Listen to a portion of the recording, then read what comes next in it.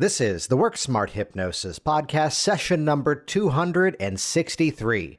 Kerry Hoath goes online. Welcome to the Work Smart Hypnosis podcast with Jason Linett, your professional resource for hypnosis training and outstanding business success. Here's your host, Jason Linett.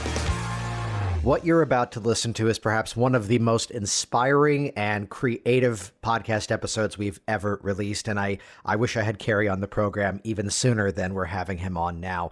Hey, it's Jason here, and we are continuing this series of coming out to you now twice a week as part of the Work Smart Hypnosis podcast, specifically during the virus pandemic that the world is going through, and strategically highlighting those people who work with clients online. That a lot of us have been doing this for years, and for some of you looking for more strategies to work more effectively with clients around the world, but also, yes, indeed, talking about some of the business strategy of how do we actually get in front of these people. So as soon as I sent out an email to the list explaining that I was going to start to do that, I got this message from Kerry, who I have never met before and never interacted with, but it was amazing where this went, because he basically shared, as someone who has been blind since birth, there's a very different approach to the work that he's had over the years. That, looking at things like eye fixation, considering strategies of like the eyes open and close in a Dave Elman induction, things that for the most part,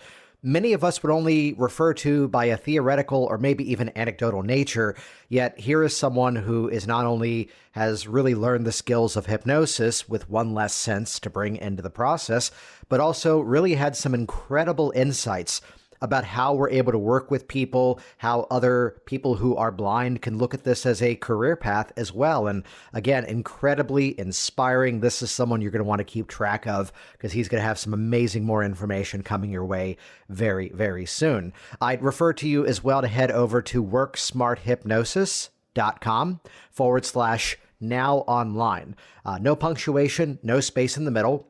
The website /now online. That's where you can go back to the original episode I released sort of at the beginning of this whole coronavirus scare.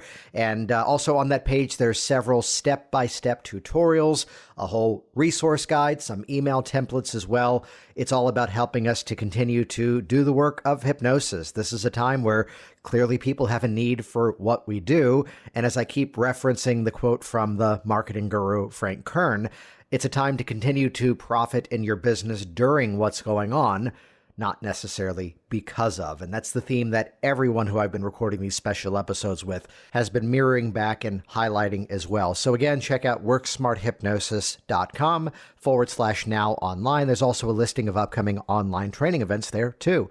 And with that, let's jump directly into this phenomenal conversation. Here we go. Episode number 263, Kerry Hoath goes online. I had heard about hypnosis watching cartoons when I was 6 and 7 years old. And Right. Thor was hypnotized by Loki. His hammer was spinning in the sunlight and that had hypnotized him. That always fascinated me. And I sort of put it away for quite a number of years. And I went to a psychiatrist with an ex-partner of mine. This does actually link in. And I was standing in her office and my partner had some specific problems that she was having. And I said, what can we do for her? And the psychiatrist's response was, well, no, there's absolutely really nothing we can do. And I sort of looked at her in shock and said, you're serious? And she said, oh, yes, very serious. There's really not much we can do for her. And I thought that was perhaps a terrifying reality that I didn't want to be a part of. And perhaps there were some other things that could be done for people. And perhaps there were some other ways, and not to detract from this person's practice in any way. Every therapy and intervention has its place. I started researching hypnosis and I was a bit disillusioned for a while because it all said, focus on this spot on the wall, take the place between your thumb and forefinger and focus your eyes on it. And I tweeted out in frustration, I think it was end of 2013, don't see any possibility that a blind person could be a hypnotist, which is a pity because all of this stuff is rather cool. And I got a mention back from somebody saying, I respectfully inform you that you are 100% incorrect. And if you apply yourself, you absolutely can do hypnosis. So my wife at the time bought me one of those 2.5-day workshop things, which has about half a day of hypnosis and 2 days of selling up their other products. And I was hooked. I absolutely loved it. Got immersed in it, started to learn sort of the basics of, I sort of started studying as everybody studied. Hypnosis is terribly complicated and mind-bogglingly difficult, and there's deep. No, there's not. But it's not until you know enough to realize that it really is much simpler than you think it is. Although there is complexity in the places there needs to be complexity, and I sort of studied and learnt about language patterns, and essentially worked out that it was based on effective communications with people and helping people shape their realities. That's what it really came down to at the end of the day. Can I just jump in for a moment to point out how beautifully in the first 3 minutes you just summed up all previous 270 episodes of this podcast? I apologize, but I love it. Yeah, I think people would like hypnosis to be complicated, and I think they expect it to be complicated. And if you want it to be that way, then as a practitioner, I'm happy to do that for you if that's what you'd like. But I've literally had people come up to me and go, look, I need a 5-minute fix. I've got 10 minutes and I can give you 5 of them. And I'm like, right, well, here we go. And we do the work, 5 minutes of the work, sometimes 6, I'll be a minute over. And a lot of the time they will walk away with their issue, minimized or certainly greatly assisted. And they said to me, well, why did it only take 5 minutes? I said, because you wanted it to take 5 minutes. So that's how long it's going to take. And I think that's important when we're dealing with clients. And this will come in when we talk about working online and things. It's up to the expectations of your client as to what they expect to happen and how you can shape those expectations to make it easier for you both. Well, let's look at that for a moment, because it's what I say to people who look at some of the business stuff that I offer out there, that, well, does that work? And I can think of dialogues that I've had repeated to me that, here's one person who said, well, I did what Jason said and it didn't work for me. And then someone else who goes, I did exactly what Jason said and that's why I have a business. Mm-hmm. So we can look at any technique, and if we present this expectation that, I say it to everybody, you're going to get out of anything what you put into it.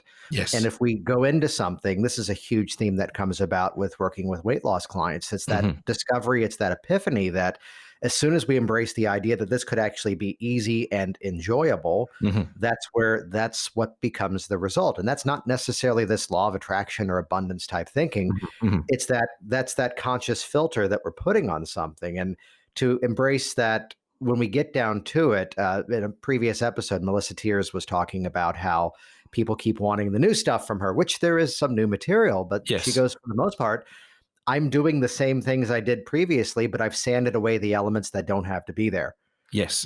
Where my whole lecture on action, result, cause, effect relationship, every hypnotic suggestion follows the same formula. Every hypnotic induction follows the same formula. Yes. So there's something to be said about complexity for the sake of becoming complex.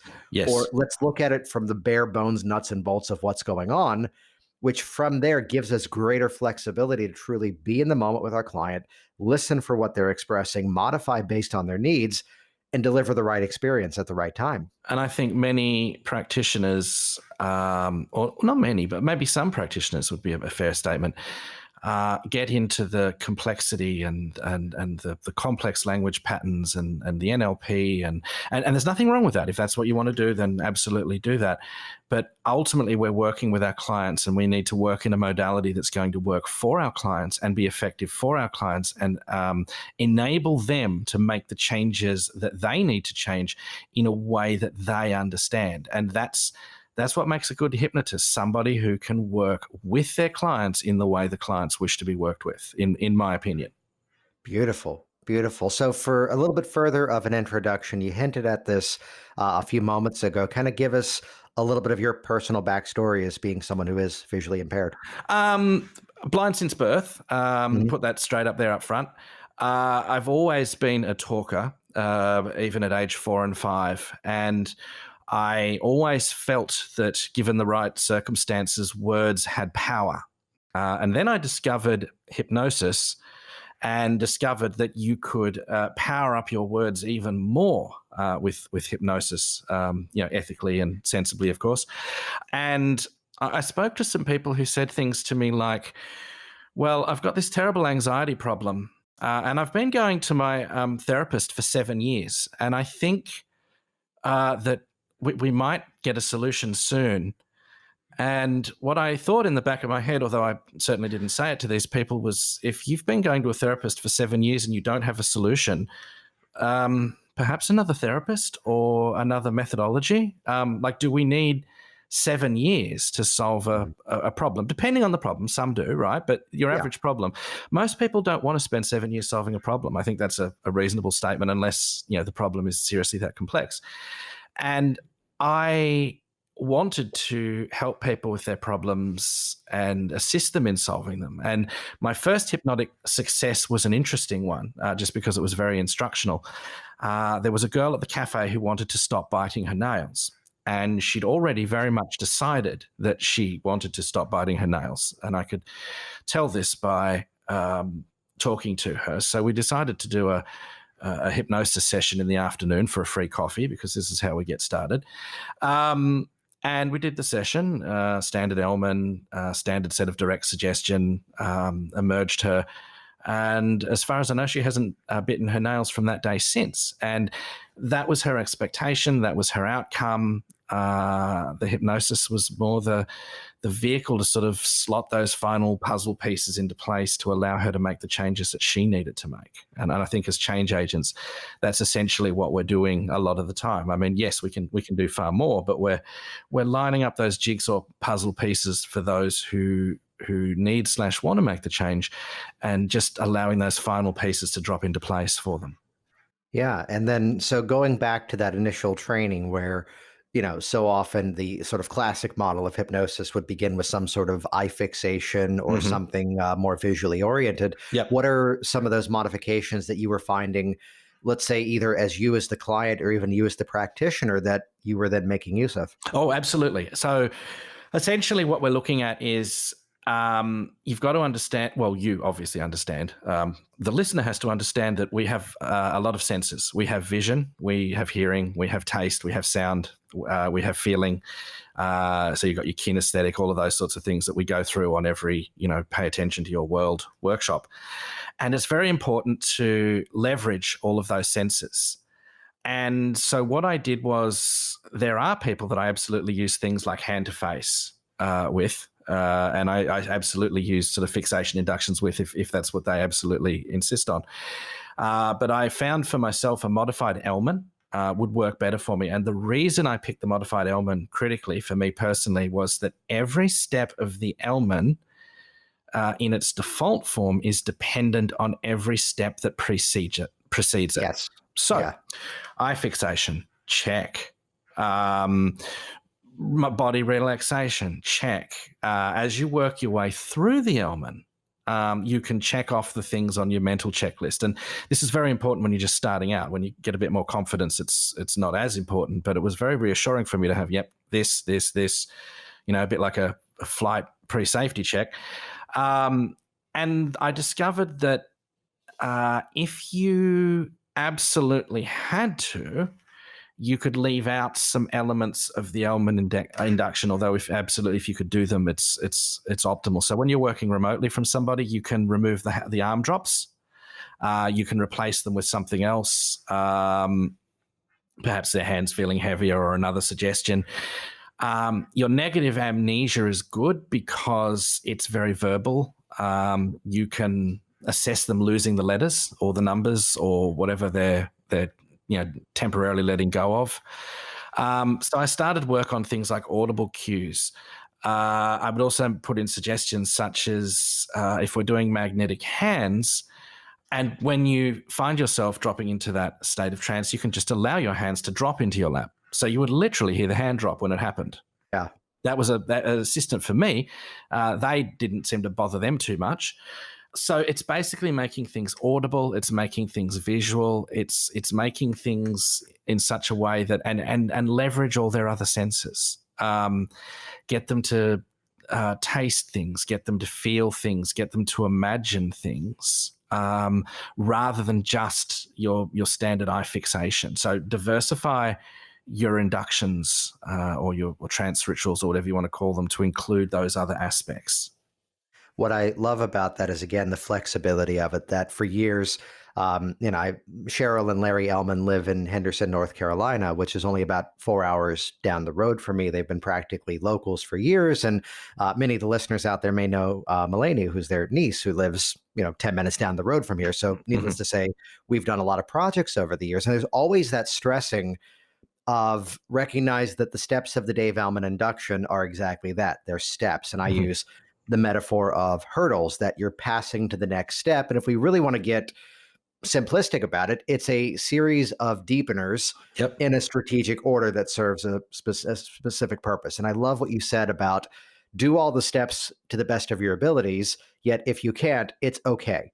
Yes. And to embrace that, it's not the losing the numbers. It's the amnesia by suggestion. It's not the floppy arm drop. It's as simple as large muscle catalepsy, which somehow still, and we keep linking in these episodes we're doing in this sort of double down sequence here, worksmarthypnosis.com/now online. We're just putting all the resources on that page. Somehow I still own the #1 spot on YouTube, but then again, not many people are putting up videos called the Dave Ellman induction on Skype. So that was an easy win, but it's where we break down step by step. And I want to talk to you about this one specifically, which is that I had heard over the years that, oh yeah, but you can't do the eye muscle catalepsy with someone who's blind. But correct me, you still have the muscular nature of the eyelids, and you can most of us do. Okay, some of us don't. And in fact, one of the girls I started working with in 2014 on hypnosis, we sort of got started, and I said, okay, so I just allow you to close your eyes, and she's like, sorry, can't. Yeah. And I went, she said, I'm not being difficult. I actually can't. This is something I can't do. So we reshaped the induction. But yes, when I am hypnotized, I absolutely do have eye catalepsy, and I can allow my eyelids to become locked closed if that's what I need to do. And they totally do this thing. So yes, you can do that with vision impaired people. And interestingly enough, a point that I just wanted to make. So the first time I did the Ellman induction remotely, I was doing some pain management for a friend. And at that time, I was under the belief that the arm drops were absolutely necessary. So I literally got his partner to do the arm drops for me and allow me to hear how they were working. And I'm wondering if people are getting into working online, because I realize this is new for a lot of people. I've been doing it for 6 years, but not everybody has. If you've got other people that can help the client, perhaps that's something that can be looked into if they really need to see those things happen initially until they get the confidence to realize that they're not strictly necessary. And that right there is why I invited you on here, because that's brilliant. Although I'd share, to kind of branch off of the can they do the eye closure moment, I've had people over the years that, yes, clearly someone else drove them to my office, that a difference I'd imagine if it was someone blind since birth, the muscular nature of the eyelids are very likely perfectly fine. If it's blind by way of an injury, I mean, we had Tom Nicoli was on the podcast on the release of this last week, who lost the function of one of his eyes from an accident. And in that category, there may be an issue with the muscular nature, though this does bring about a very inappropriate moment in my office, which was a major risk, but it turned out to be every reason why I got rapport with the guy. And I'm certain why we got the change so quickly. He was in to quit smoking. His wife had driven him in. And I simply asked the question at one point, because it's what I always ask, and putting it in the past tense to start to chip away at the issue. And what brand of cigarettes did you smoke? And he responds, and I knew he had been blind since birth, Marlboro Reds. And I felt the sudden need to go, how do you know? And he goes, Okay, that's hilarious. Well, and that is a very good point. But I think that also sort of dovetails into the fact that when we are assisting people in doing change and stuff, it is our job to shape their reality ethically to allow them to make those changes. And I didn't realize that hypnosis can be done under quite adverse conditions. I was hypnotizing my ex-wife over the phone, and I was fairly surprised that it actually worked. And it absolutely worked, and it was absolutely a success, and it was fine. And I said to her afterwards, because I had a fairly good rapport with her, obviously, I'm very surprised that worked. And she said something that was crucial to me that really stuck with me. She said, well, of course it worked because you were absolutely determined that it would. And that is 80% of the puzzle. And I think anybody who's planning on working online and anybody who's thinking of doing remote hypnosis sessions, if you go into this with the mindset of this is going to work, then you're 80% of the way there. Yeah. Your confidence has to come through in this. You have to believe that this is going to work for you. And I have pulled off a lot of things over the years based on having high levels of confidence. It's not the only thing, absolutely, but it can be a big part of whether something is going to be successful or not as successful as you'd like. And when you're telling people that online work is normal, and when you're telling people that online work is okay, and you're telling online people that online work is just as officious, I don't know the word, but especially in these times we find ourselves in now, there's going to be a lot more openness to online work given our social distancing and the things that we're undertaking at the moment. And it's very important as people who work in this field that we tell people that this is normal, this is okay. I can absolutely do the work with you from here online, and I'd be happy to work with you. That's how I approach it. Which my task in this, as we're going twice a month for the next little while, is to highlight some of the nuances that are repeating and keep coming up. And my personal take on this is that, yes, this is an unfortunate thing that society is going through. Yet in the long run, some of the greatest innovations in the world have come out of wars, have come out of moments of conflict. So there's a lot of innovation that's, let's be patient for right now, that's going to be coming our way. And to look at how this is Joseph Onesta's line out of Pennsylvania here in the U.S. to say to his client, let's go ahead and call this out. What we're about to do is inherently weird. You've driven to a stranger's office, and I'm going to ask you to close your eyes. Now that that's out of the way, let's begin. Absolutely. The hypnosis is already new to them. And even this is my whole lecture on business of borrowed from Jeffrey Ronning, that removing a person from a place of being unsophisticated, where they don't yet know how it works, why it works, and exactly how the two of you are going to work together, to a place of then being sophisticated, that now here's how we schedule, here's how the work actually works, here's what happens during it. And it's only at that point that I then open up the business conversation of this, how many sessions and how much.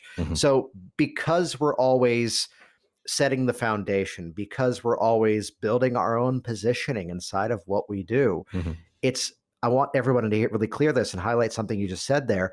We're just basically adding one extra step to it that they might not yet have considered, which is to say, and the benefit is everything is tonality and intention. And the benefit is, given the state of things right now, I'm able to work with you just as effectively through online video conference as we would live and in person, which the benefit of this is you're probably going to be making the changes now in the environment you wish to see the changes actually take place. Absolutely. And I think that's very, very important.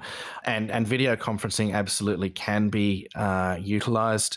I usually work audio only. And for people who are working audio only, the thing that I really want to highlight is make sure you've got a medium that keeps the other end open so you can hear what your client is doing.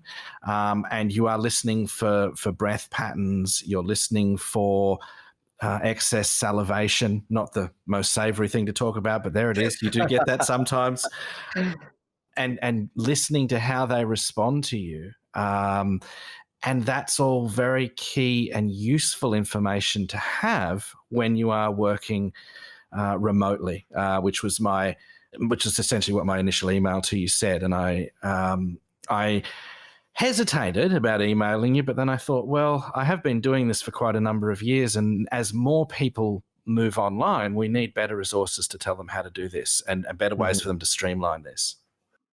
Yeah. So, what are some of the mechanisms that you're setting in place then to be able to hear things that closely? If somebody has one, I get them to wear their earpods or their AirPods or their headset. Yeah. That's usually not too much of an ask, and it doesn't Nice. track from the trance too much. If they're doing FaceTime or similar, I will tend to get them to put the phone on the table in front of them if they have a table, or have the phone close to them. You don't really want people holding on to things or supporting things in trance if you can help it, because it does tend to detract from sometimes a little from your state, and it can be annoying to have to hold something when somebody wants you to relax. So Yeah. if you can organize for them to put things in such a way that they can be supported and relaxed. I will use any voice client I've got access to, anything from a telephone call. I will use Skype, Zoom, FaceTime, Team Talk, TeamSpeak, Discord. It doesn't matter what you're using. Just make it work for you and the client, and make it as simple as possible, because you've got to get your clients onto that platform as easily as possible, which is why I tend to push people towards Zoom or Skype, as you have. Right.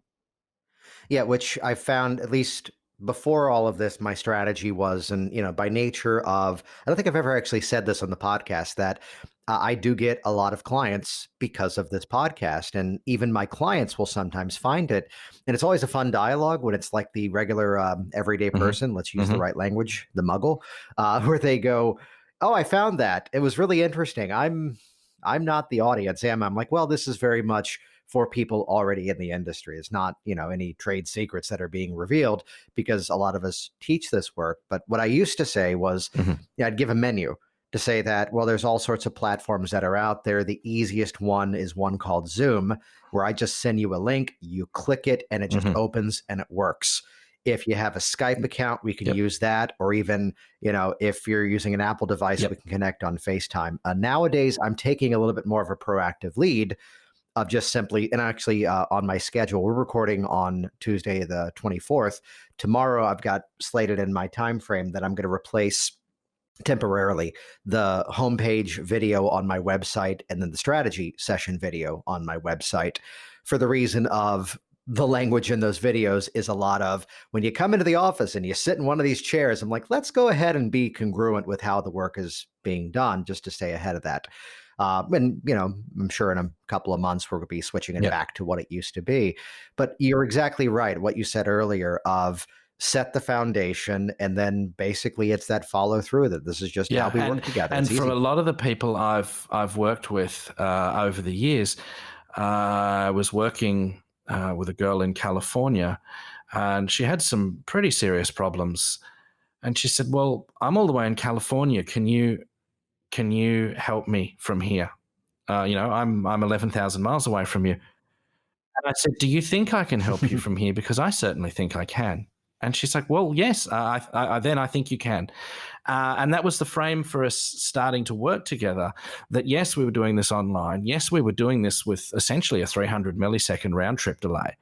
Now, what I will say is, if you're doing hypnosis over a satellite link, and I have done this, 2 to 5 seconds round trip time will test your skills, and you will have to modify your workflow to deal with those delays, because even if you're working across the world, when you tell a client to close their eyes, you're going to have to wait the 200 to 300 milliseconds for them actually to do it, because that's how long it's taking for your packets to reach them. So if you're working sort of inside the US, no problems. But if you're working with people outside and out on slower links, you are going to have to slow down your workflow a little bit to be aware that it's not the client being cantankerous, it's the delay of the communications medium. And it's a bit like how we used to watch those satellite interviews in the 80s on TV, working with those delays and still doing the work, but letting that time elapse to have those things happen. What I'd say is the same edits you would make for working within a group are the same edit modifications you can make for working one-to-one via these video platforms, which I agree with you about. There's this slight time delay sometimes with these different things, but this is easily solved by just thinking, how do I put more explanation, demonstration inside of the words that I say? So if I'm in my office working with someone one-to-one, and we're going to go into an arm lock testing convincer type moment, Mhm. that's where I usually, I've done a Dave Elman induction earlier, so here's my transition. Mhm. Earlier, I asked you to do nothing with that arm. This time, help me out. We're going to pick it up together. And I Mhm. pick up their arm with them and guide it into the right posture. Well, Yes. the same as back in my stage hypnosis days 10 years ago, I wouldn't go around to 20 volunteers and help position their arms. Mm. Instead became, what words do I need to give to get the right posture? Everybody squeeze your hand into a fist and extend it straight out in front of you. So as if it's parallel, as if it's level, horizontal with the floor beneath you. Yes. And I'm hitting all three of those same words that mean the same thing: parallel, level, What horizontal, which frontal. at Yep. least one of them is going to hit. Exactly. And I think that is a key point that you've brought up. The language that you're going to use when you're working online. Yes, you have a video feed, but certainly I'm with you 1,000%. Turbocharge that language.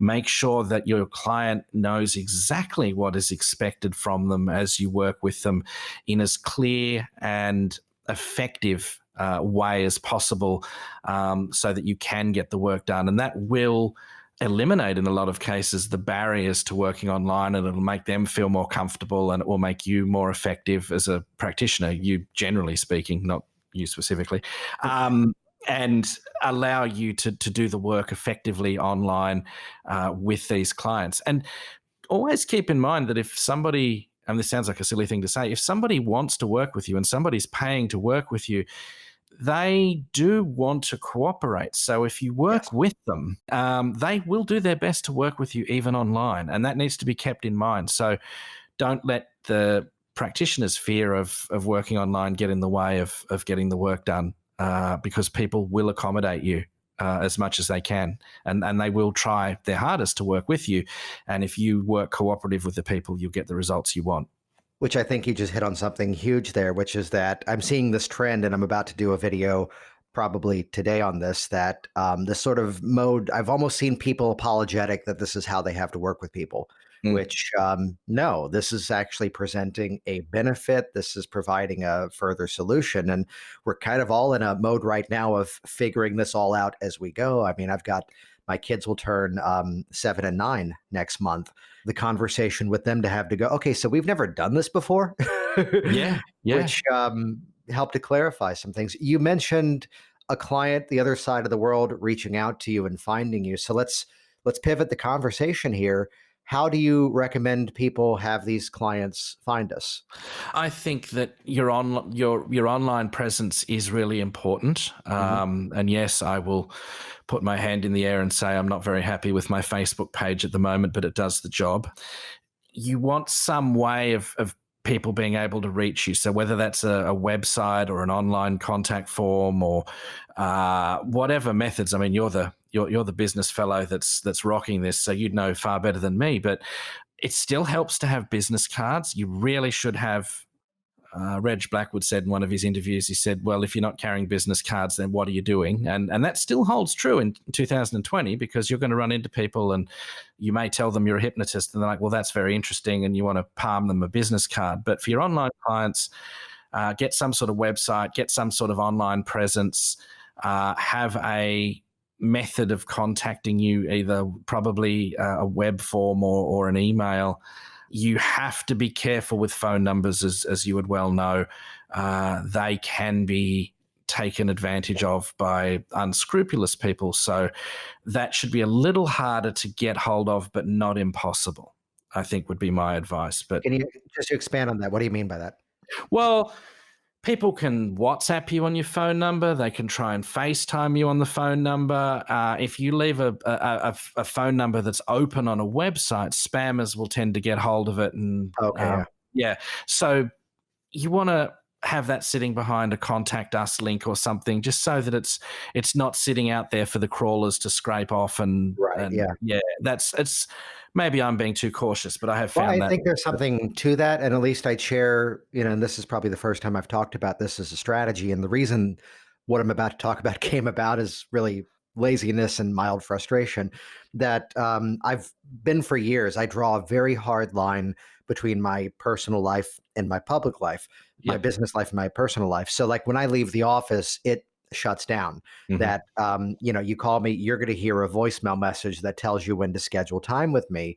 Mhm. That being said, since I moved my office in about a year ago, I was very happy to switch. And timing of this was perfect. Switching over to a fiber optic internet connection where I get like 1,500 megabytes down and like 1,800 up on the upload, which is amazingly fast. Mhm. And the downfall is that the new phone system with Verizon, I have to use their phone, and I don't like it. Mhm. So out of laziness, now the landline business office line is the gatekeeper. But nowadays, as soon as someone's in my database is my Outlook email, which is now synced up to my phone, Yep. and my clients get my personal cell phone number. Now they know that it's best to send me a message or send me an email because I actually respond to that faster.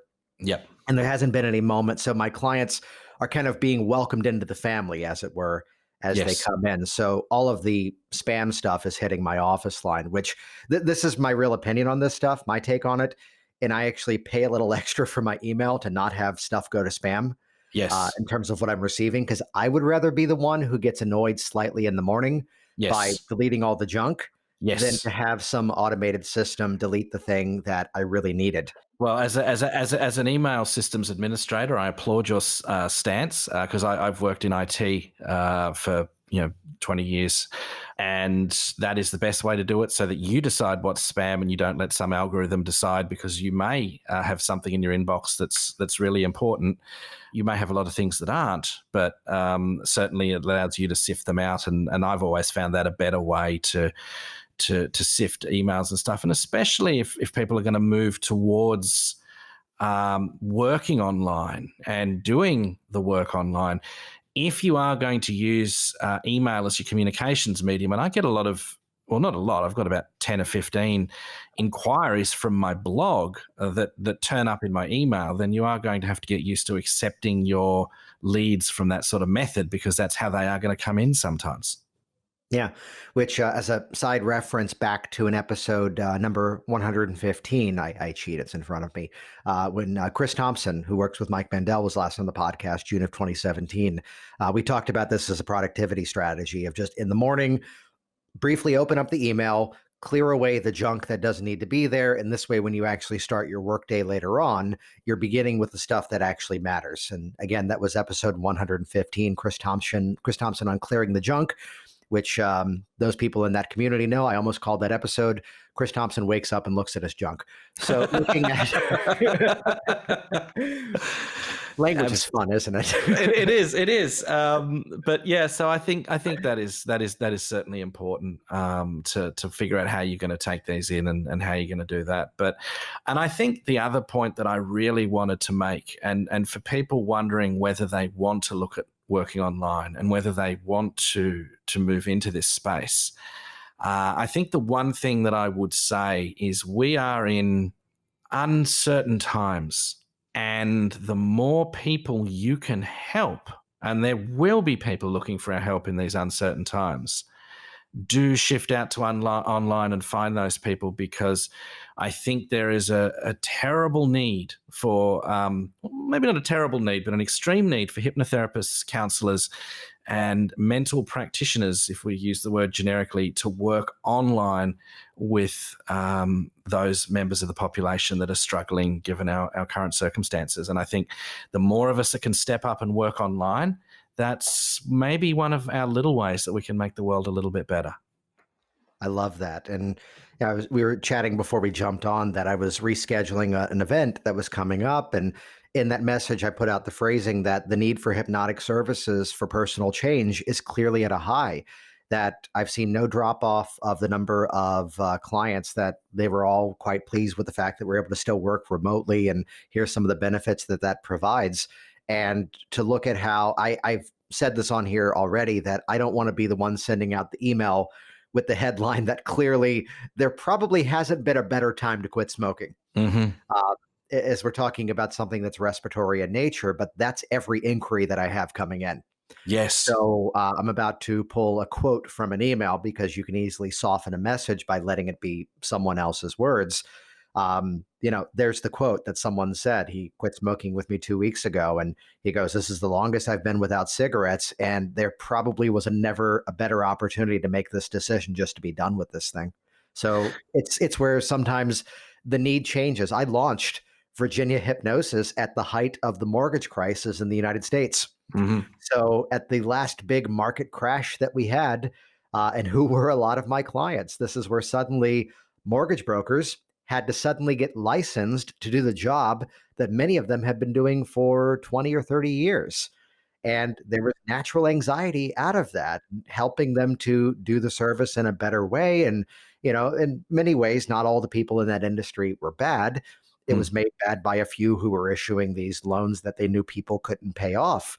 So Yes. it's where every moment in history presents a specific need. And as long as you're helping to solve that challenge and move people to a better solution, you always will have a business that's viable and has a part of our society.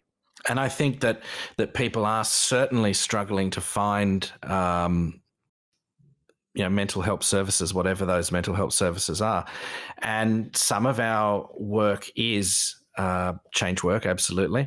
Some of it is stage shows, and some of it is assistance with mental challenges. And I think that if there are hypnotists that have been working in their office on this stuff, and they can take that online, they're going to be able to get that out to more people. And because we are in such times of adversity, there will be people who want to leverage those changes and improve those lives, and they will be happy to work with the online practitioners. So I think it would be advantageous to jump on that bandwagon at the moment.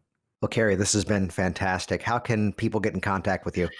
Probably the easiest way is to go to www.hoathnosis, HOATHNOSIS.com. A bit of a pun on my name there.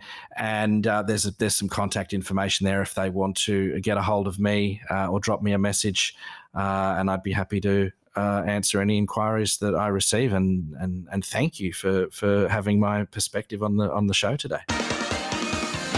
Jason Linett here once again, and as always, thank you so much for interacting with this program, for sharing it on your social media streams, and responding back the same way that Kerry did, someone who's over on the west side of Australia in Perth, and reaching out and having a conversation one-to-one as if we're in the same room. The world has become a whole lot smaller, and this is an opportunity to innovate, to thrive, and to help people who could truly benefit from the services of professional hypnosis.